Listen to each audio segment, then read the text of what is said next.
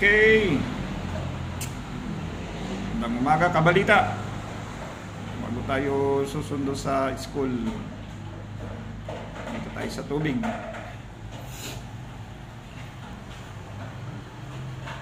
Water analysis monthly. Updated po ang Aquasia Water Refilling Station. Located dito sa Barangay Santo Tomas, San Jacinto. Galing ako ng Mapandan. Grabe ang presyon nila doon, ang mumura per galon. Oh, sa mga taga San Jacinto, doon na kayo magigib. 2.45. Ikikitain pa ba kayo dyan?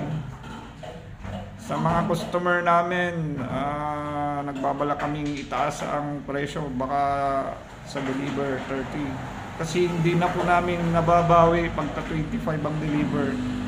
Ang mahal po ng gasolina, tapos yung pagod pa.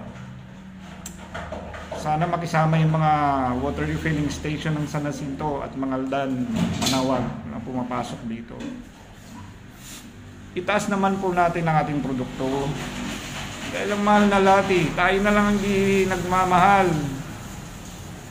Soft drinks, 1 liter, magkano?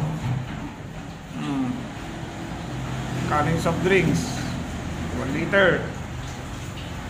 Kaya nila namang bilhin yun eh.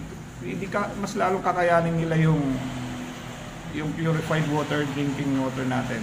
Kasi essential yan eh. Oh. Maawa naman kayo sa tubigan ninyo. Huwag nyo ibabagsak presyo. Binabagsak nyo yung presyo para makasulot. Yun naman ang katotohanan dyan eh.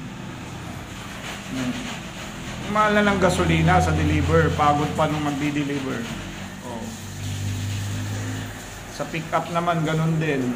Tapos natin, maiintindihan naman tayo ng mga consumer.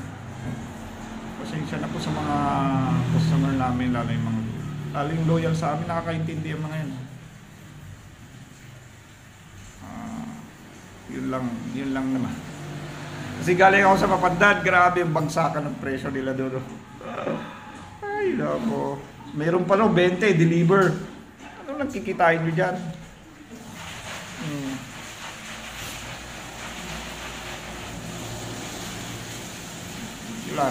Yun lang ang aking masasabi. Mahal lang lahat eh. Kuryente. Yung water source mo pa. Permit. Malapit ng January. Sobrang mahal po ng permit ng isang water refilling station. Idagdag mo pa yung BIR.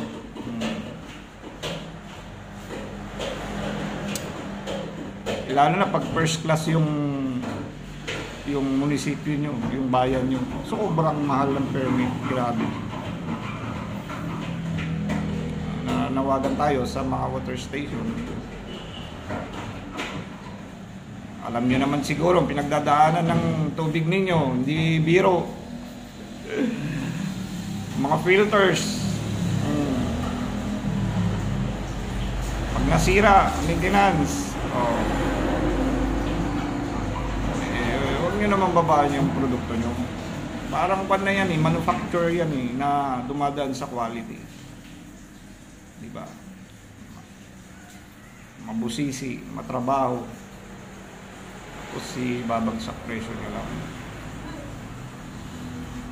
Wala po kayong kikitain dyan. Sa walk-in na nga lang na 20, break even na dun eh. How much more kapag binabaan nyo pa. Yung mga mahiling mag +1.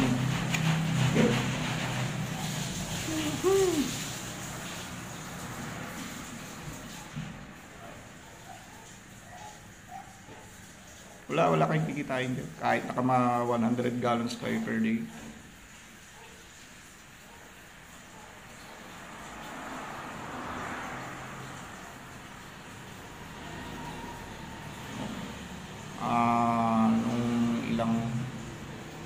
Ilang taon na hindi nagtatas ang water station eh. Kami 6 years na, ganun pa rin. 2025.